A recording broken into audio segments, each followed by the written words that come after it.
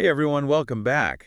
We're doing something a little different today, a deep dive into Alice Miller and her book, The Drama of the Gifted Child. I know a lot of you have been curious about this one. It's a classic, and it digs into how our childhoods, especially those early years with our parents, well, they really shape us in Hmm. ways we might not even realize. And we're going to be focusing on how this all ties into narcissism. But, and this is important, this isn't about going around diagnosing people, right? Right. It's about understanding these hidden dynamics that are at play in our lives, and honestly, they're often overlooked. Absolutely. And I think it's important to remember too, even though the title emphasizes gifted children, Yeah. Miller's insights, Yeah. they really are relevant to everyone. It's not so much about like being a prodigy. It's more about these universal patterns, these dynamics that, well, they play out in families. And one of the things that really struck me when I first read this book was this idea, those picture perfect childhoods, the ones that look idyllic from the outside, Yeah. they can actually be breeding grounds for struggles later, especially, depression. It's this paradox that Miller noticed in a lot of her patients. Yeah, and it's fascinating because these are often the people, they had it all, right? High achievers, always hitting those milestones early, Mm. just radiating success. But underneath, there was this whole other story going on, this undercurrent of sadness, this sense of something missing, despite all the outward achievements.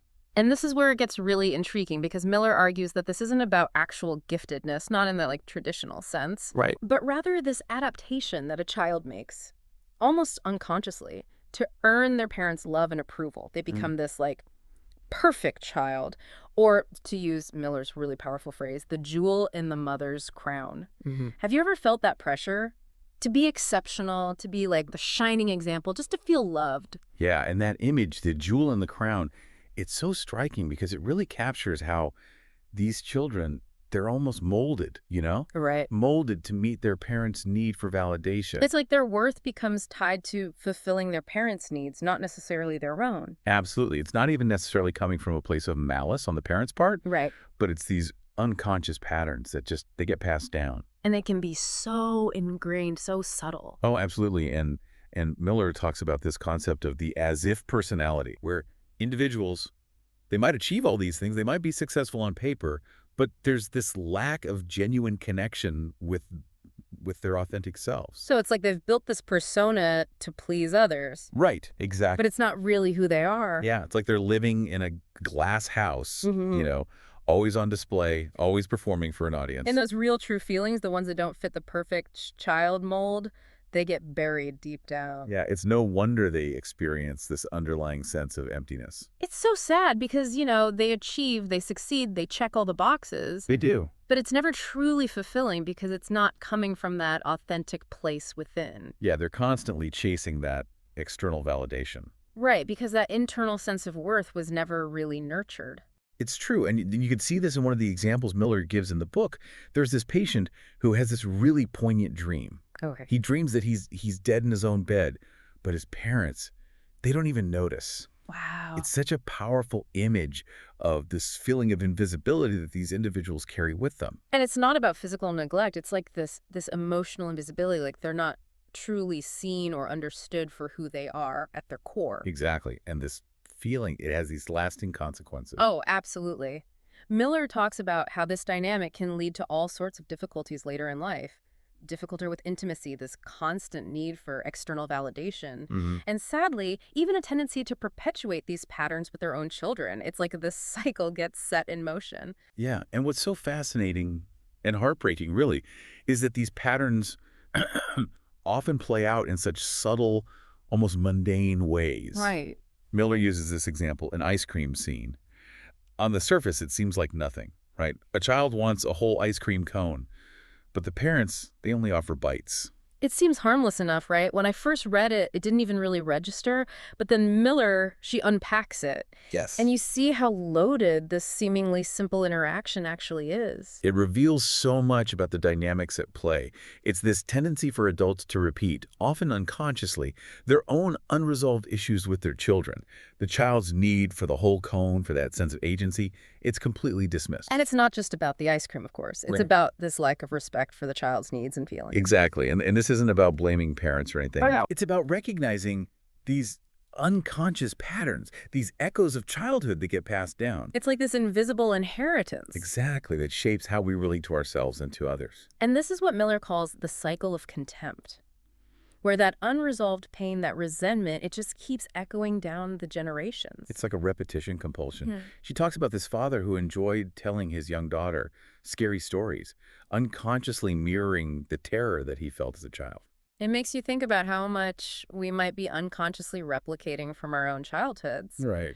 And, this repetition compulsion, it's not just limited to our personal lives either. That's right.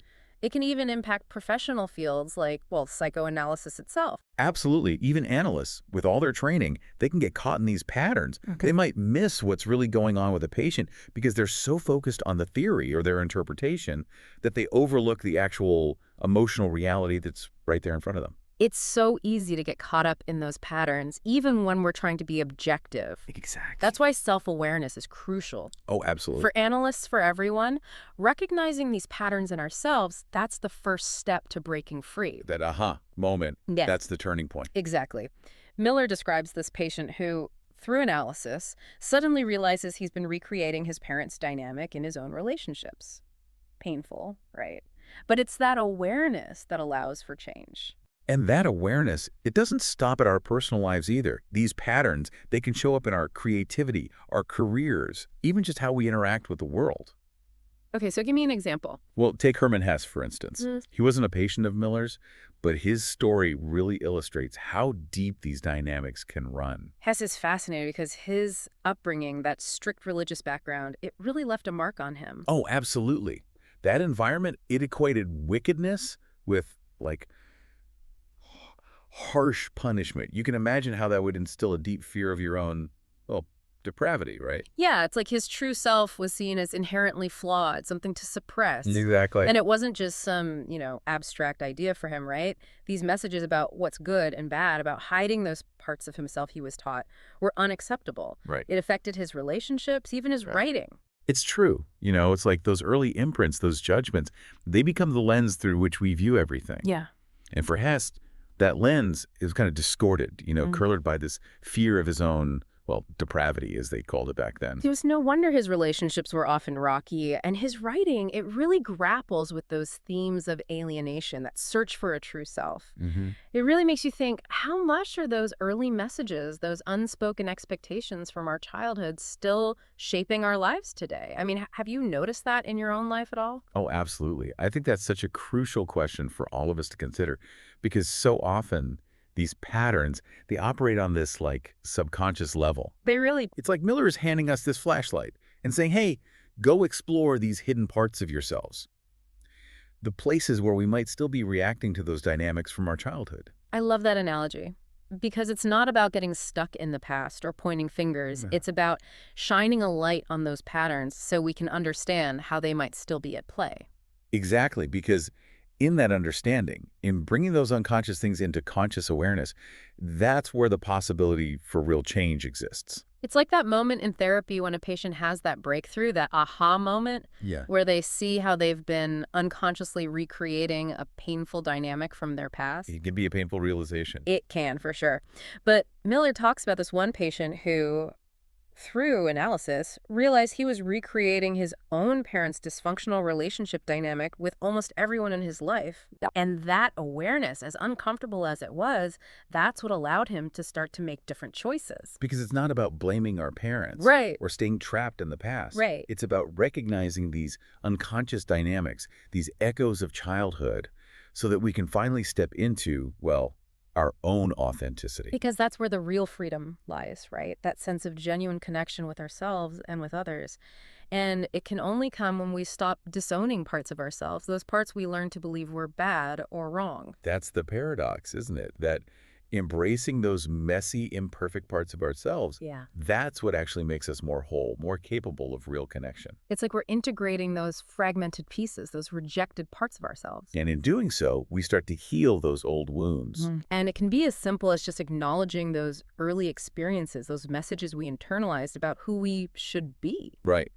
Because in acknowledging them, we start to loosen their grip on us. Yeah. We can start to choose how we want to interact with the world, how we want to define ourselves without the weight of those old patterns holding us back. It's like we're finally free to, I don't know, write our own stories, to decide what it means to be good or worthy based on our own values. Exactly. You get to reclaim that power. That's an incredibly powerful message when you say. It really is. And it kind of makes you wonder, what were those early messages that we absorbed? What did it even mean to be good or worthy in those environments where we grew up? It's the question, isn't it? And, it's not Ah, always like these big pronouncements. no. Often, it's subtle. Like little cues, unspoken expectations, but we pick up on them. Totally. Maybe it was all about getting straight A's, or maybe it was about being the quiet kid who never caused any trouble. Right, exactly. Whenever those messages were, they really become internalized, like a part of us. They do. And I think the important thing here, like we were talking about, it's not about getting stuck in blaming the past. Yeah. It's about recognizing those old messages, those patterns, and then really looking at our lives and asking, how are those playing out now? Because it might be in ways that we don't even realize, right? Oh, absolutely. Like that constant need to please people, or always putting others first, or being terrified of vulnerability, of letting people see the real us. Absolutely. Because those early dynamics, Well, they can yeah. really have a lasting impact. They do. They cast a long shadow. They do. And that's where the real work begins. Yeah. Bringing that unconscious stuff into awareness. It's not always fun. It's not always easy, that's for sure.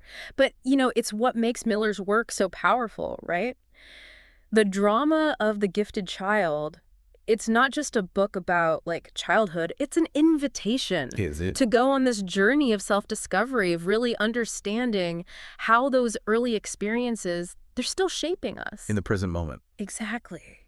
Yeah, and recognizing those echoes of childhood, those patterns that are playing out in our adult lives, that's how we step into, our potential, our true selves. And that's the beauty of it all, right? It's not about dwelling on the past. It's about using that understanding to create something better now. Exactly, rewriting the script. Yes. Yeah. No longer bound by those old beliefs. It's about recognizing that true freedom, that real connection we crave with ourselves and with others. Mhm. It comes from self-acceptance, accepting all those parts of ourselves. Even the parts we were told to hide. Especially those parts. Yeah. And, it's like Miller's giving us this permission slip She is.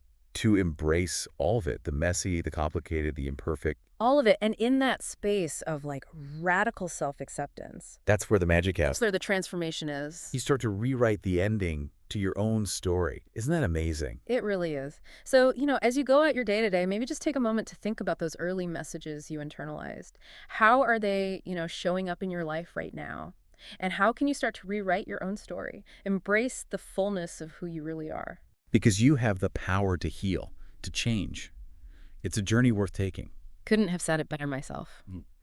And on that note, we'll wrap it up here. Thank you so much for joining us for this deep dive into the drama of the gifted child. It's been, well, illuminating, to say the least. It really has. Till next time, everyone, take care.